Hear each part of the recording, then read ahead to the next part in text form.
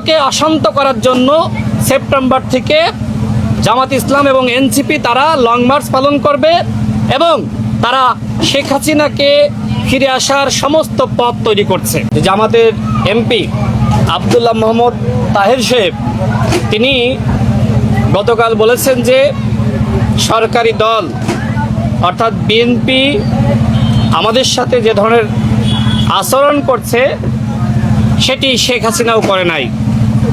অত্যন্ত নির্লজ্জ এবং এই বক্তব্য ধিক্কারজনক। বিএনপি সরকারকে গুম করছে, খুন করছে, জামাতের নেতাদেরকে ফাঁসি দিচ্ছে। জামাতের লোকজন তো 16 বছর রাজপথে নামতে পারে নাই। আপনারা প্রকাশ্যে জামাতের কোনো কর্মসূচি দেখেছেন?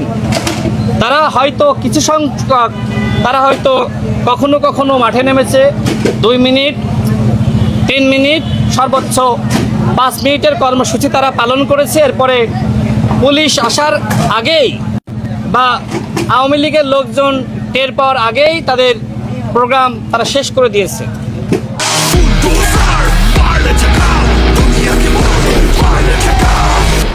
তাদের উপর দমনপীড়ন হয়েছে আমরা জানি, তাদের লোকজনকে গুম খুন করা হয়েছে আমরা জানি, কিন্তু সবথেকে বেশি দমনপীড়ন গুম খুনের শিকার হয়েছে বিএনপি।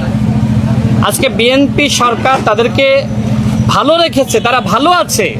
সরকারি দলের একজন এমপি আর বিরোধী দলের একজন এমপি একই ধরনের সুযোগ সুবিধা ভোগ করছে, জাতীয় সংসদে দাঁড়িয়ে কথা বলার স্বাধীনতা ভোগ করছে।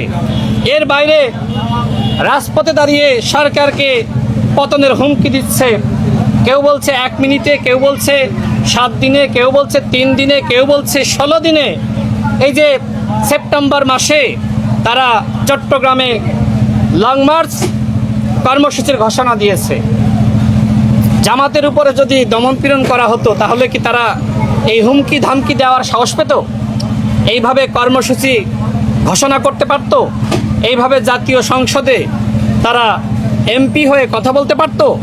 অর্থাৎ আব্দুল্লাহ মোহাম্মদ তাহের সাহেব তিনি জাতির সাথে, জনগণের সাথে বেইমানি করেছেন এই ধরনের আওয়ামী লীগকে নর্মালাইজ করার এক ধরনের বক্তব্য দিয়ে।